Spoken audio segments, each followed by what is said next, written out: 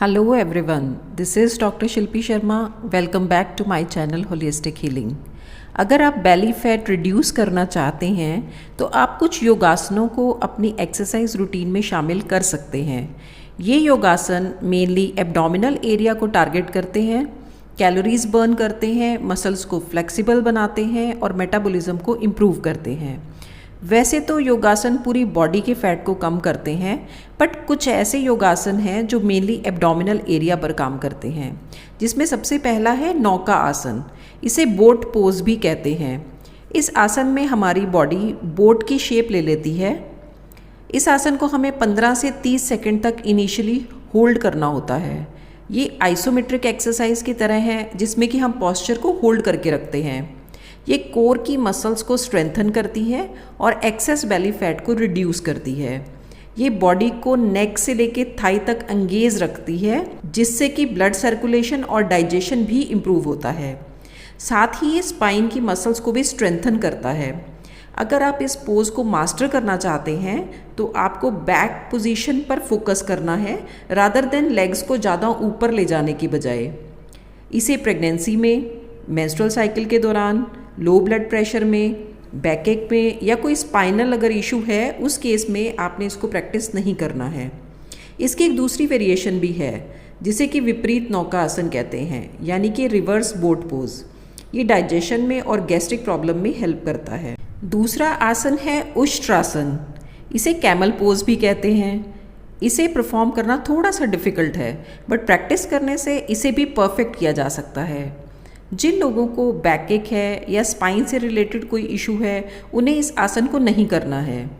ये आसन stubborn belly fat को तो कम करता ही है, साथ में बैक मसल्स को भी स्ट्रेंथन करता है, फ्लेक्सिबिलिटी को इम्प्रूव करता है और पॉस्चर को भी करेक्ट करता है. ये आसन चेस्ट को ओपन करता है और बैक या स्पाइन को बेंड करता है. इसे काउंटर आसन के रूप में भी नौका आसन के बाद किया जाता है ताकि बैक की मसल पर स्ट्रेन ना पड़े.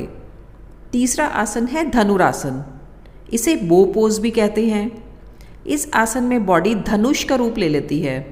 इसे परफॉर्म करने से पहले आपको शलभ आसन और भुजंग आसन ये दोनों अच्छी तरह से आने चाहिए. उसके बाद ही आपने धनुरासन की प्रैक्टिस करनी है. इसमें बैक मसल के साथ साथ एब्डोमिनल मसल भी स्ट्रेच होती है, जो कि बेली फैट रिड्यूस करने में हेल्प करती है. साथ ही मेंस्ट्रुअल डिस्कम्फर्ट में और कॉन्स्टिपेशन में भी रिलीव करने में ये हेल्प करता है. एब्डोमिनल सर्जरी में, हर्निया में, लोअर बैक पेन में या माइग्रेन में आपने इसे अवॉइड करना है. जो चौथा आसन है वो है हल आसन यानी प्लो पोज. इसमें आपने इनहेल करते हुए एब्डोमिनल मसल्स को यूज़ करके लेग्स को 90 डिग्री पर ऊपर उठाते हुए सिर के पीछे की तरफ ले जाना है. इस पोजीशन को आपने 15 से 30 सेकंड के लिए होल्ड करना है और बॉडी को रिलैक्स होने देना है.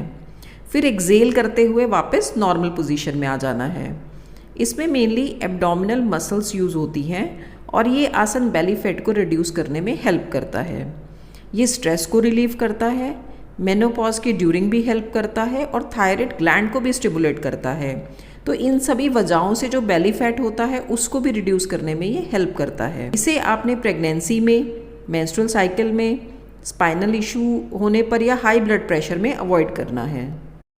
जो पांचवा आसन है वो है सूर्य नमस्कार यानी सन सैल्यूटेशन. सूर्य नमस्कार 12 यौगिक आसनों का समूह है, यानी एक सीक्वेंस है, एक सीरीज है, जिसमें मेनली पहला आसन है प्रणाम आसन यानी द प्रेयर पोज. दूसरा आसन है हस्त उत्थान आसन. तीसरा है हस्त पादासन यानी कि हैंड टू फुट पोज.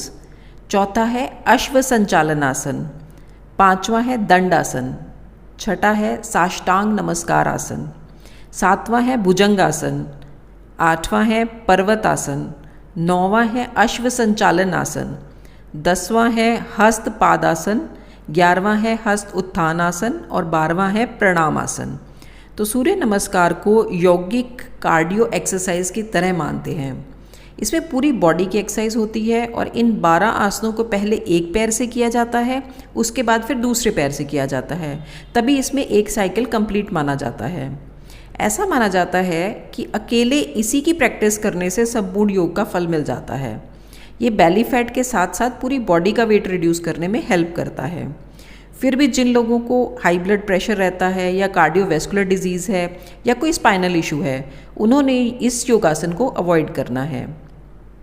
योगासन जिम एक्सरसाइज से एक बेटर विकल्प है क्योंकि ये स्ट्रेस को रिड्यूस करते हैं, माइंड को रिलैक्स करते हैं और हमारी बॉडी में प्रेजेंट जो 72,000 नाड़ियाँ हैं जिन्हें कि एनर्जी पाथवेज कहा गया है, उनको ओपन करते हैं। माइंड, बॉडी और फूड, इनका जो गुड रिलेशनशिप है वही वेट लॉस में हेल्प करता है। वैसे तो योगा से रिज़ल्ट मिलने में टाइम लगता है, बट जो रिज़ल्ट मिलते हैं वो परमानेंट होते हैं। आप इन सभी योगासनों को अपने एक्सरसाइज स्केड्यूल में शामिल करके बेली फैट को रिड्यूस कर सकते हैं। तो अगर आपको ये वीडियो पसंद आई है then please like, share and subscribe to my channel. Thanks for watching. See you again.